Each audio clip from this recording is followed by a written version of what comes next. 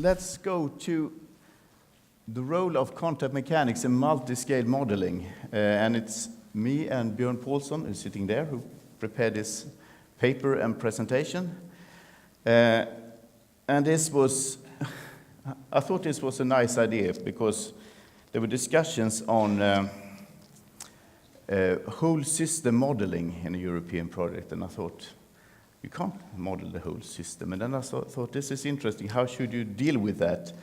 And I thought, this is a good presentation, and then I started to dig into it, and I realized that this will probably be the most difficult presentation I ever made in my life. Because orders of scale range from the railway system, we're talking kilometers, and down to meter scale, when we talk about track, when we talk about crossings. We can come down to decimeter, centimeter scales when we talk about profiles, when we talk about crack lengths and things like that. Millimeter scales, when we talk about surface defects or corrugation lengths in some cases and so on. Micrometer scale, that we have surface roughness, we have the crack interacting with the microstructure and so on. So it's a massive amount of scales. Now the complexity is that you can't really get something that covers all these scales in one model. So you have to cheat. You have to make simplifications. And I think that's the trick of engineering, make the correct simplification that no one will really notice. But on the other hand, it's good to know what the simplifications are because you have to live with the results. And you have to know how much you can trust the results. So I will talk on this multiple scales in length, in geometry, but I will also discuss complexity scales. You can make simpler or more complex models or analysis. One tricky part here is that if you look on the entire railway network, what will you notice? What will give you problems? Well, it's the weak points. And what are the weak points? Well, it could be down to a millimeter scale defect somewhere that triggered a crack that grows and breaks the rail or something like that. And then you have the next problem, which is, should you take a worst case scenario? Well, you all know that dealing with statistics, if you have no limits on the probabilities, the worst case scenario will give that we have no traffic, because traffic is dangerous by nature. So we can't take a worst case scenario. We have to take some sort of reasonable bad case scenario. And then we need to go from millimeter, micrometer scale all the way up to the network and deal with that. That's complicated. The presentation today my presentation will be a bit biased on rolling contact fatigue, as you will notice, and that's because it's always nice to talk about something you know a bit better about. So I will focus on that, but it is applicable for many other phenomena also. And when we talk about phenomena, if we look on the core of Ken Johnson's work, I guess it's this, the wheel-rail contact, when we look in the railway applications, and what that results in terms of contact forces. The contact forces in themselves will cause deterioration. You can get wear, you can get corrugation, you can get crack formation. If you have a large friction, you can get high temperatures, which can cause material transformations. You can get noise. You can get things that don't show here, ground vibrations, pollution from particles, and so on. All of these are costly, not only in terms of money, but also in terms of safety and environment. You need to deal with this. The complication comes from that, depending on what you look on, you have to be more or less detailed in your description. And it's not only that, but depending on what you look on, you need to account for different factors. Some factors don't influence, others have a lot of influence. For instance, contact forces, that's one thing. That could be enough for if you look on vehicle dynamics. But if you want to if you want to look on noise generation, if you talk squeal, for instance, you need to have a very detailed understanding of how the contact forces are distributed. Otherwise, you can't catch the phenomenon. What makes life even worse is that, as we will see later on, to have a very detailed wheel rail contact assessment, it's tricky. It's often really not feasible for different reasons. But even worse is sometimes it will not even improve your results or the quality of the results. And we will see why later on here. So let's dive deep. And when I say deep, I mean really, really deep. Let's go down to atomic scale. That's sort of the basis. On that scale, railway applications, well, that's too narrow. We can't really grasp anything that we can use on the real scale that we're operating. Go on to crystal structures. Well, we're still in the materials we use, we are still on a too low scale. Then it starts to get interesting. Then we come up to the mesoscale, where we have grain structures, we have surface defects, and then we are in areas which are very important for how cracks will form, how cracks will grow, and so on, which we'll talk about later. Now, so depending on the scale, you can capture different phenomena. But of course, modeling the mesoscale is tricky, it's difficult. Not only because it's more computationally demanding, of course, but also because you will need more data. You will need the constituents of the mesostructure, how they behave, how they deform, how they damage, and so on. Usually you don't have that data. If you have it, you can use what they call homogenization, which essentially means you look on a volume and then you sort of average response and you go up in the scale and use that on your global scale. The problem here, if you want to do that, in many cases it's very good, but it's fairly easy if you look on the sort of stiffness behavior or plasticity behavior. If you want to look on the fatigue behavior, crack initiation, it's much, much, much more complicated. The other way around is the common way that we do it. We start to test, and then we see the response from the test, and we're on a global scale. So we see the global response, and then we just ignore the microstructure, and we capture that one. That's also fine, but we don't really know why the curve looks like it does, in a way. We see it behaves like this, and we're fine with that. So these are two different ways of approaching, from the bottom and up or from the top and down. And both are fine, but you get different answers. And you get different levels of complexities, depending on what you do. But it has to do with which detail you want to have and the information you have, what you can use. Note that this is for material modeling. I took that as an example because that's what I know. But I mean, it's the same if you look on the dynamic behavior. You can have different levels of complexity in railway, let's say vehicles, suspensions, and things like that. You can model it on more or less detailed scale. And you can get good responses in both cases, but you get very different phenomena that you can capture. So let's have a look at the contact geometry. Whoa, that looks a bit interesting. It wasn't supposed to look like that. Anyway, this is measured by Kapoor and colleagues, the pressure distribution under contact, up here to the left here, where they measure the real contact surfaces and then derive the contact pressure. What you're not seeing because it's cut out, that was supposed to be shown here, that's the stress field you get subsurface. And what it will show is that at the surface, the stress field differs significantly from if you assume a smooth and nice contact geometry. But if you go down some tens of millimeters, it evens out and you're back at the global solution.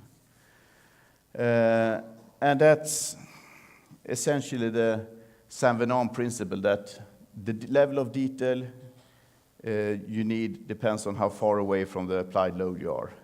Further away, less detail. The contact surface in itself is extremely tricky. You have this ideal surface, and then you have some microscopic deviation. Could be due to wheel or rail wear, for instance. On top of that, you have some roughness and of different scales. You can, of course, as to the right, consider that as, well, this is the nominal geometry we have, maybe with a macroscopic deviation, and then evaluate stress fields. And all about that you can find in Ken Johnson's book, Quantum Mechanics. But you could also model the level of detail, as was done, for instance, yesterday in a presentation, where you account for the non-homogeneity of the surface. That gives you a more detailed view of what is happening, which can gain an understanding from. The problem, of course, is that you need to know how are these variations, this roughness, if you have asperities, what's the constitution of them, what's the flexibility, what is the strength, and so on. That's information that is tricky to get. But there are different approaches. Also, if you go over to the more macroscopic description like this, you can have different approaches. Common one is an half-space assumption, and I think Kalkin noted that due to the relative simplicity of the half-space assumption, people tend to use it even if it's not very, very well fulfilled. But it seems to work quite good anyway, in most cases. You can model the surface geometry in different details. You can account for the material behavior. Typically, you presume elasticity, but there are, of course, possibilities to change that. Not the least, the surface behavior, how that behaves, and that will influence your friction. We'll come back to that soon. Okay, if we move on, if you don't look on if you want to do numeric simulations nowadays, you usually have finite element analysis. Very versatile. You can have a high level of detail on this. The problem, of course, is that you need to model everything. So you need to have the input data for the finite element model. Your result will not be better than your input data. So you have possibilities, but you also have a lot of challenges. Computation expensive, of course. 2D is one thing. Go over to 3D, more complicated, especially if you want to have complicated material response, like elastoplastic. You can limit that. There will be presentations on that, I think, by using some Eulerian, more Eulerian description, which means you don't have to have a very fine detail all over the circumference. If the wheel is rolling, you can just focus on one point here. The problem with that will be that you get much more complicated boundary conditions that you need to deal with. Also note that finite element simulations is one thing, but if you want to use them for, that will give you stress fields and strain fields. But if you want to use them for deterioration analysis, for instance, you need to do that as a post-processing. And there are challenges with that. I will come back to that later with if you look on crack formation, for instance. So let's go into some deterioration. Let's start with surface-initiated cracks. Two common ways of modeling them, two fairly simple models, are the T-gamma model, where you essentially have the tangential contact force. Sorry, wrong. Go back. Here we go. I was supposed to press on that one. So you have the tangential contact force and the slip here, or the creep. And then you have a trilinear damage function. Another version is to use the shakedown approach that Ken Johnson pioneered, where you can also account for the contact patch size here. All of them implicitly presume surging contact and more distributes the loading proportional to the contact pressure, which seems like a very rough approximation. Now here comes the trick here. You can take local stresses if you need, but the trick with fatigue in general is that fatigue initiates at a point and then the crack grows.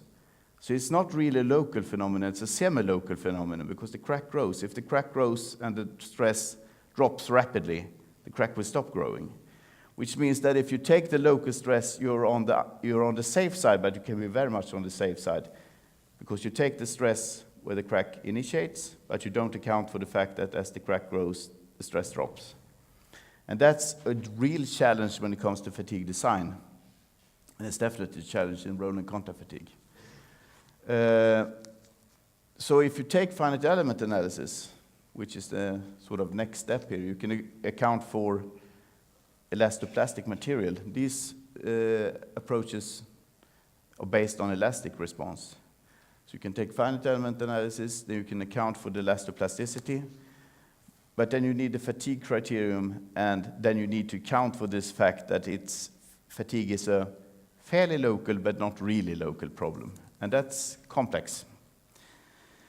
You can do the damage criterion you can use are two versions essentially. It's a low cycle fatigue, if you have loading in two directions, essentially that will trigger that.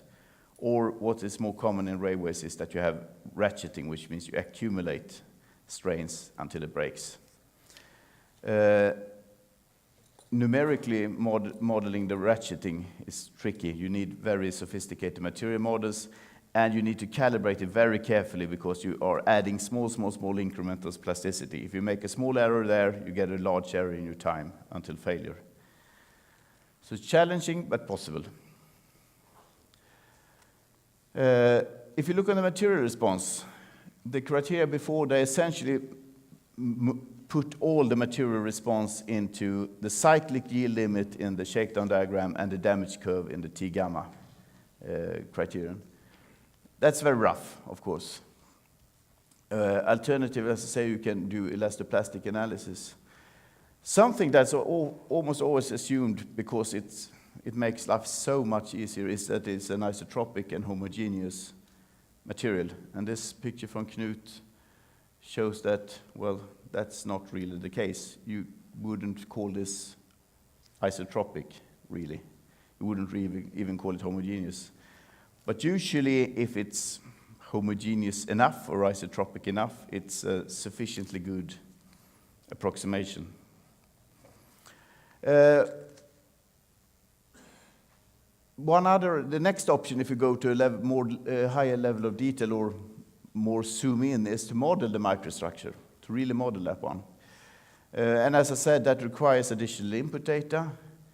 There's also a question of when you do that, how consistent are you really? Because in many cases, if you model the microstructure, you assume a Hertzian contact. Well, that's inconsistent because if the microstructure, if the stiffness here is not uniform, then you will not get a Hertzian contact stress distribution. And vice versa. If you have a non-Hertzian contact stress distribution, then your subsurface should be inhomogeneous, as we saw in the simulation by, or measurement by Kapoor and others. Okay, cracks. I haven't included them here because then we will spend another 50 minutes here. There will be presentations on that, how to deal with cracks. That's a challenge in itself. So let's move on a bit to subsurface-initiated rolling contact fatigue. Surface-initiated is highly related to the friction that you apply. You more or less deform the surface material by the friction until it cracks, and then the cracks grow. Subsurface is more related to the vertical loading and to the material defects. And just to give you an example of a criterion here, this essentially gives you the shear stress below the surface, and this is the reduced fatigue limit, the limit of stress before you start to get fatigue cracking. D here, that's the defect size. It turns out that the material defects you have are very important, as was discussed yesterday in the presentation also.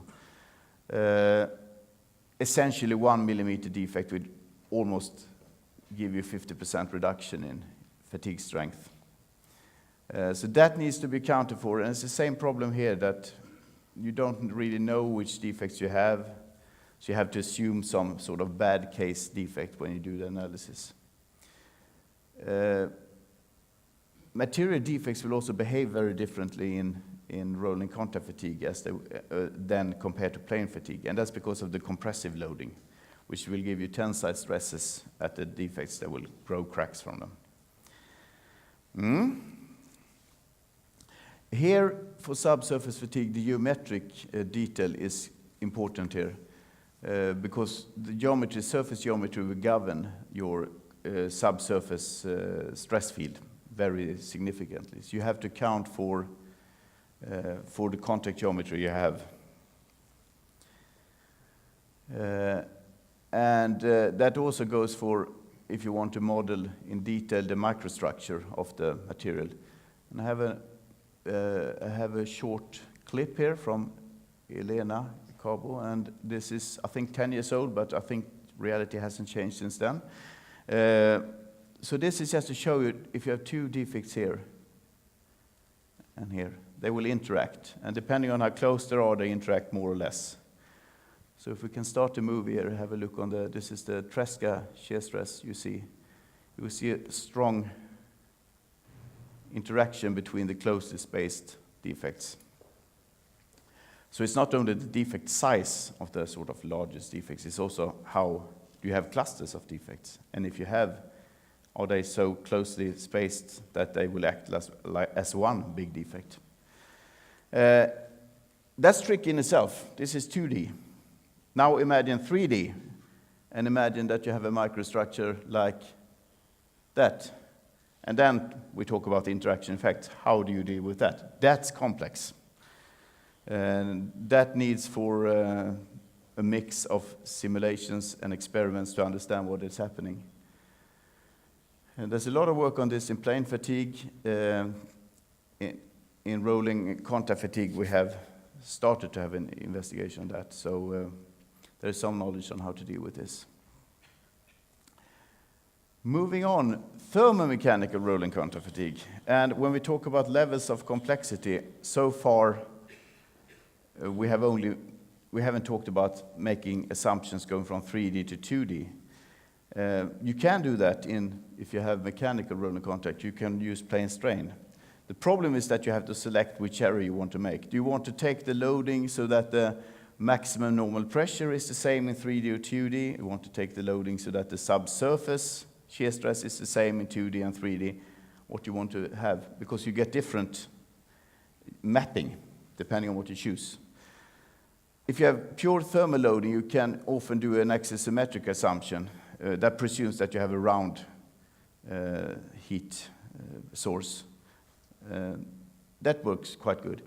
If you have both, you have a problem. You can't go into 2D. You have to start directly at 3D because you get if you get a lot of modeling errors. You get unrealistic stresses and strains if you assume 2D.